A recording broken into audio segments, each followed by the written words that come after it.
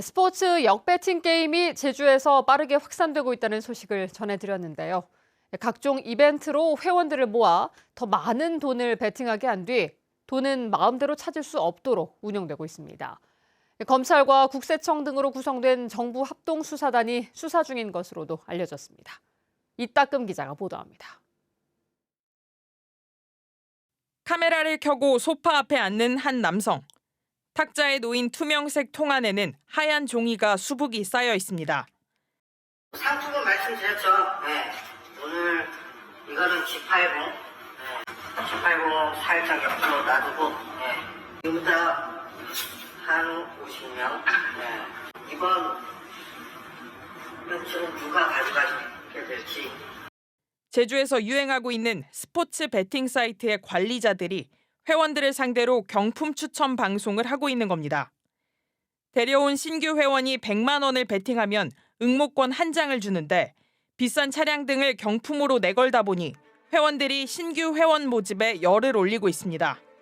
이런 방송을 하는 사무소는 제주의 2곳뿐만 아니라 대전과 천안 등 전국에 10곳이 넘는 것으로 추정됩니다.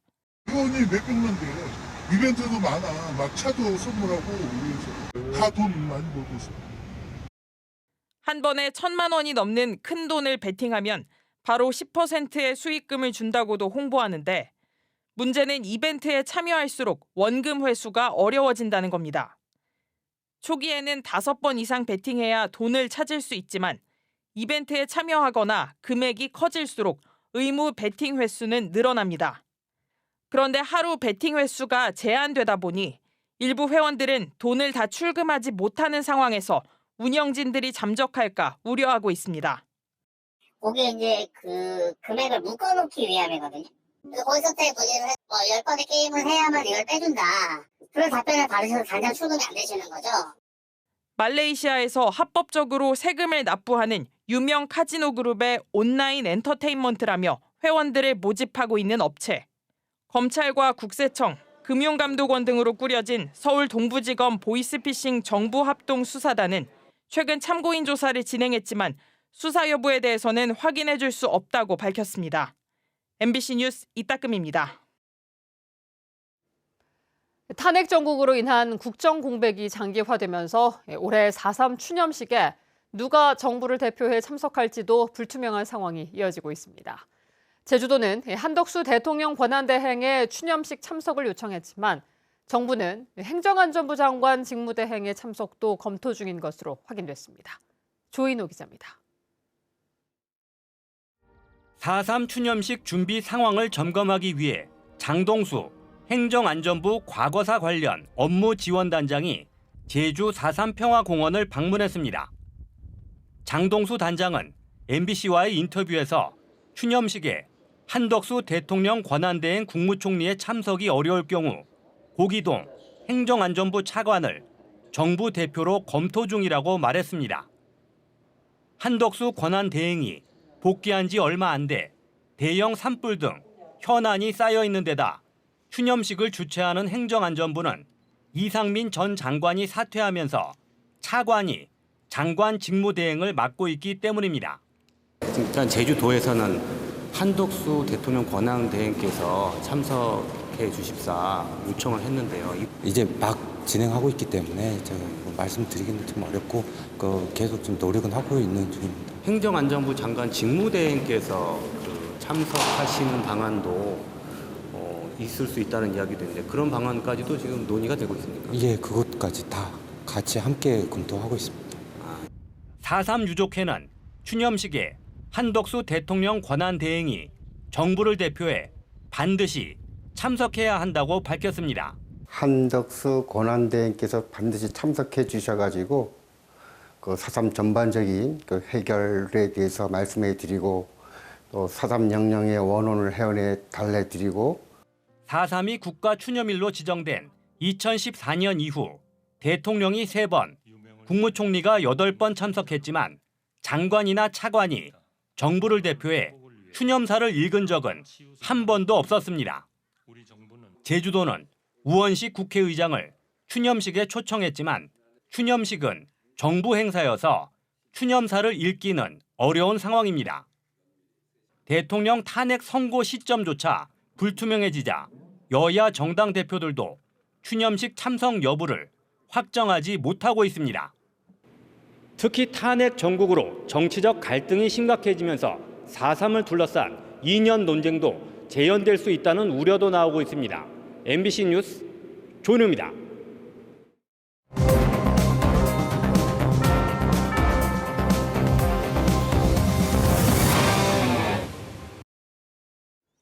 전략환경영향평가의 문제를 추적하는 기획뉴스 6번째 순서입니다. 객실 1,000개가 넘는 호텔과 콘도를 짓는 애월 포레스트 관광단지 개발 사업에 대한 전략환경영향평가가 지난달 조건부 동의로 통과됐는데요. 그런데 사업자가 이 부대 조건들을 제대로 이행하지 않았는데도 통과가 됐다는 비판이 나오고 있습니다. 송원일 기자가 취재했습니다. 중산간 훼손 논란과 대규모 숙박시설 공급 우려 속에 추진되는 애월 포레스트 관광단지 개발 사업. 제주도는 지난달 자문위원회를 열고 조건부 동의로 전략 환경 영향 평가를 통과시켰습니다. 당시 자문위원회 회의 결과입니다.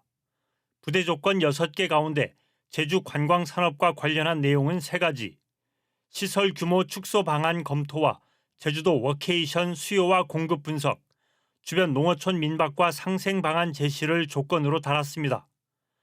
이 조건들을 이행했다며 사업자가 제출한 전략 환경 영향 평가 자문 보완서를 분석해 봤습니다. 시설 규모 축소 방안과 관련해서는 자문 의견을 반영해 객실 수가 1,090실에서 1,060실로 30실 감소했다는 짤막한 언급뿐입니다. 왜 객실을 30개밖에 줄이지 않았는지 구체적인 설명은 없습니다. 주변 농어촌 민박 상생 방안에 대해 애월읍은 농어촌 민박 밀집도가 높다고 하면서도 우수한 서비스를 갖춘 관광 숙박업 공급이 저조해 추가 공급에 적합하다는 평가를 내립니다. 그리고 상생 방안으로 국가 고객 만족도 1위 업체의 전문 역량을 통해 민박 서비스 수준 향상과 컨설팅 지원 등을 하겠다고 제시합니다. 이에 대해 농어촌 민박업계는 자신들을 무시하는 내용이라며 반발합니다. 참으로 무성의한 내용이고요. 무엇보다도 제주도 숙박 공급 과잉이 심각한 현재 상황에서 1,000개가 넘는 객실이 공급되는 이 사업은 허가돼서는 안 될 것 같습니다. 제주도 워케이션 수요와 공급 분석도 관련 시설이 20군데 정도로 대부분 중소규모로 운영되고 있다는 언급이 전부입니다. 장기 숙박이 가능한 대규모 워케이션 공간을 구현할 예정이라면서도 제주 전체 워케이션 수요와 공급에 대한 분석은 빠져 있습니다. 시민단체는 사업자가 부대 조건을 제대로 이행하지 않았는데도 통과됐다고 비판합니다. 사업자가 이것에 대해서 어떻게 보완을 했는지, 사업자 얘기는 어떤지 이런 것들이 제대로 확인되지 않은 채 다음 단계로 넘어가 버리기 때문에 이런 것들이 사실 형식적인, 그러니까 그냥 통과 의례로 대규모 개발 사업 인허가 절차의 첫 단추인 전략 환경 영향 평가가 부실하게 이루어진다는 비판이 커지면서 공정성 논란과 사업자 봐주기 의혹은 해소되지 않고 있습니다. MBC 뉴스 송원일입니다. 상담을 받으러 온 10대 지적장애 여학생을 성추행한 장애인 복지시설 조사관이 경찰에 구속됐습니다. 제주경찰청은 제주장애인 권익 옹호기관에서 근무하며 상담실과 가정방문 자리에서 지적장애 여학생 등 3명을 여러 차례 성추행한 혐의로 50대 조사관을 구속했습니다.